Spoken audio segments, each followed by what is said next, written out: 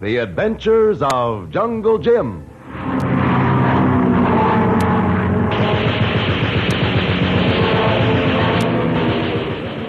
The Adventures of Jungle Jim is based on the characters to be found in the full-color action pictures of the same name, which appear every Sunday in the Comic Weekly.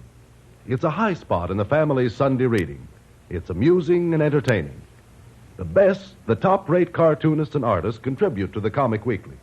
And you'll find such popular favorites as Bringing Up Father, Skippy, Donald Duck, Popeye, The Lone Ranger, Flash Gordon, and a host of others, all in full color. All to be found in the Comic Weekly, which comes with the many great Hearst and other Sunday newspapers from coast to coast. Don't miss it this Sunday. And now, The Adventures of Jungle Jim.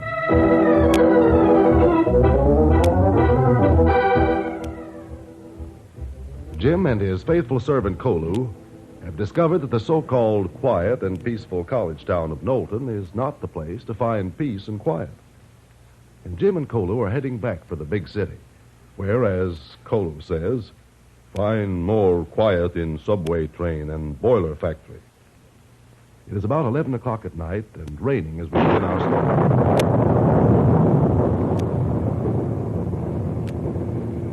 Well, this hardly looks like a main road, Kolu.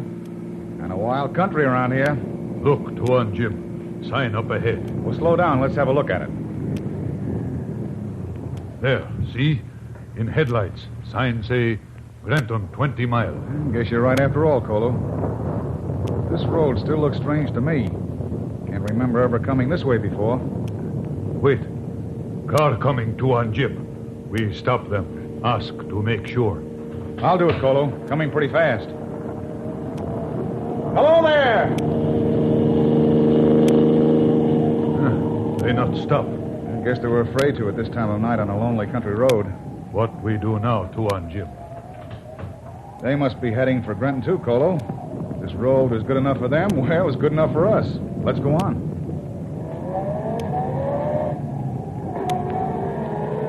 Say, that's funny. What funny, Tuan Jim? That car that just passed us. It's disappeared. Maybe it turned, bend in road. But the road is as straight as a die. Yes, you right, Tuan Jim. I wonder where they went. Kolu, stop. Stop the car. What's wrong, Tuan Jim? Plenty. The road ends just about 50 feet ahead. It goes over that cliff. Tuan Jim, that other car. I was just thinking of that myself, Kolu. Come on. You think they go over the cliff? Looks like it, Kolu. Wait. Stop, Tuan Jim. This is edge. Can you see anything below there, Kolu? No. Too dark. There, I see the car. Huh? It's down below. Let's go. People dead in that car after Big Fall. Maybe, Kolu. But we're going down and see.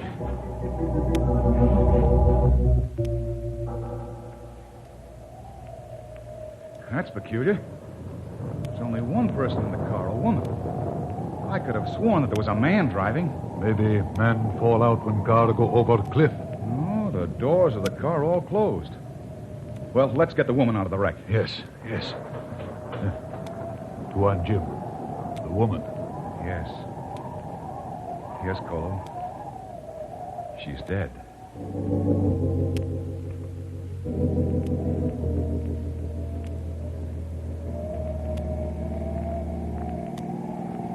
What are we going to do, Tuan Jim? We're going to get the police, Kolu. There's something mighty peculiar about this whole affair. Not a trace of the man who was driving the car. Tuan Jim, see light? Over there. It's a house. Off the road about 100 yards. Turn in the driveway, Kolu. I not see light when we go by here before, Tuan Jim. Neither did I. Everything this night happened funny. And it's not so funny, Kolu. Pull up in front of the house. Say, the light just went out in the house.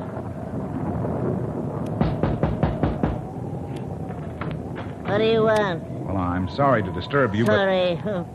What do you mean by pounding at a person's door at this time of the night? but there's been an accident, madam. And I'd like to use your phone to call the police. Accident.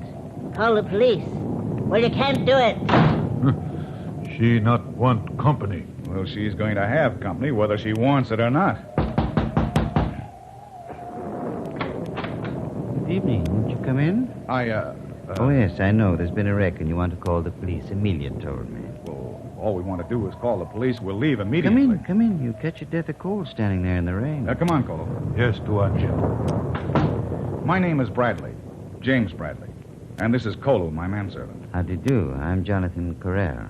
Not Dr. Carell, the famous biologist. Well, not so famous anymore, Mr. Bradley. You see, I've been rather out of things for the last 5 or 6 years. You'll regret this, Doctor. You'll regret letting them come in here. Amelia, that's enough. Now, Mr. Bradley. May I use your phone right away, Dr. Carell? I must phone the police about that accident. I'm afraid that's quite impossible, Mr. Bradley. Impossible? At least till tomorrow morning. You see, the storm has disrupted communications. The phone is dead. I see. Well, thank you anyway, Doctor. Come on, Kolu. You're not going. We must. You see, Doctor, this isn't just an ordinary accident. No? No. I think that the signposts on the road were deliberately tampered with and changed to cause that car to go over the cliff. Good Lord, why? I don't know, Doctor. But I'm going to find out. Oh, I can hardly believe that, Mr. Bradley. But even if it's true, don't you think it would be better to wait till morning, till it's light out? But, My nearest neighbor lives several miles from here. Like as not, his telephone is dead, too. that's very As true. for the woman in the wrecked car, well, nothing can bother her now. It isn't as though she were injured and had to receive medical attention. Well, you win, Doctor. We'll stay. Good. You may use this room. There's a sofa and a lounge that are very comfortable. Oh, don't bother, Doctor. I don't believe either Kolu or I will want to go to bed. As you say, Mr. Bradley. Amelia, Yes, Doctor. bring Mr. Bradley and... what did you say his name was? Kolu. Oh, yes, Cola. A pitcher of milk and some of that fine cake you baked today. Oh, please, Doctor. We're not hungry. When you taste Amelia's cake, you will be. She's an excellent cook. I baked that cake for you, Doctor. Amelia, you must learn to be more hospitable. Now, get the milk and the cake. Very well. Don't let us keep you awake, Doctor. We'll be all right. Oh, I wasn't asleep when you came, Mr. Bradley. Oh, you weren't? Oh, no. I was working in my laboratory on some new experiments. Well, if you would like to go back to them, Doctor. Frankly, I would. As much as I've enjoyed this little interruption, I must get back to my work. So if you'll excuse me. Go right ahead, Doctor. Thank you. You mustn't mind Amelia. She's really very good at heart. Good night. Good night. He's nice man, the doctor. Yes, Kolu, and quite a famous one. Well, this is better than spending the night in the rain, isn't it?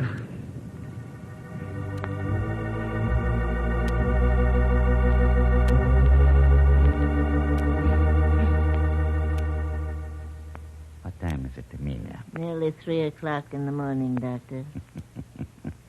Good. The drug you placed in the milk is a time to take effect on them. I followed your instructions, Doctor, and put 10 cc in the quart of milk. It's just enough. Any more, and they'd be dead.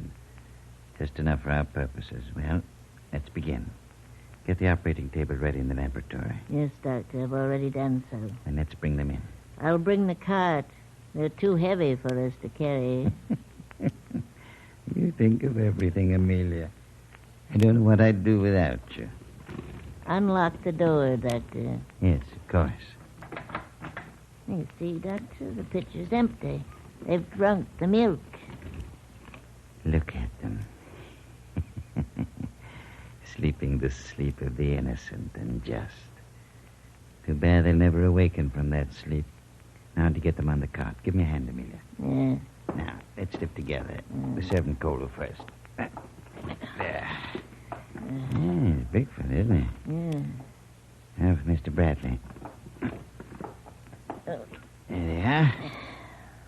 Open the door to the laboratory, Amelia.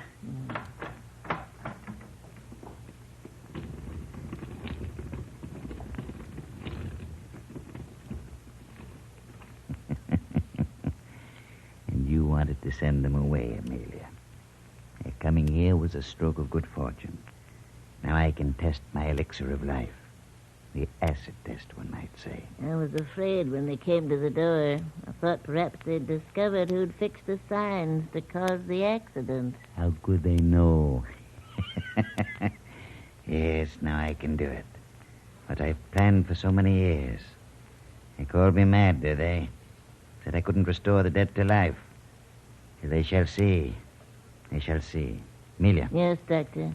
the body of the man we took from the wrecked car ready? It's ready, Doctor. Good. Now, my dear Mr. Bradley, there is only one little thing we'll want from you. It's a very important thing, however. A small gland that rests between the lobes of your brain. The pituitary. We'll transplant that into the brain of our poor accident victim. That's all for you, Dr. Correll. They're awake, Amelia. Get her, Kolu. Don't let her get away. I get her. I got her, Tuan Jim. I hold her mouth closed. Good. Now, Doctor. Stopped. Halted. My work will never be finished now. Your work should never have begun, Dr. Correll. You were tampering with something that man has no right to meddle in.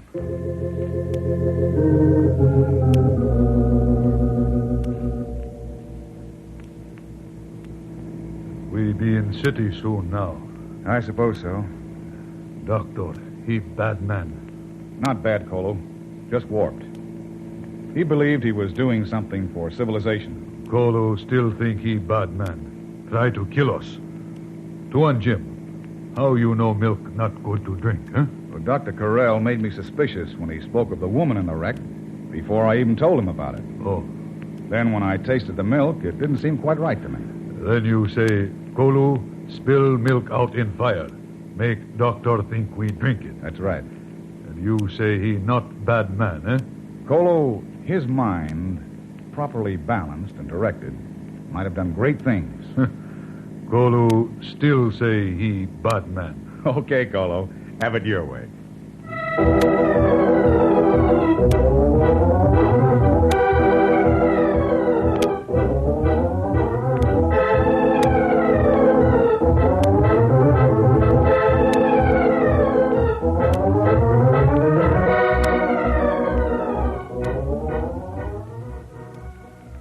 Listen in next week for another exciting adventure of Jungle Jim.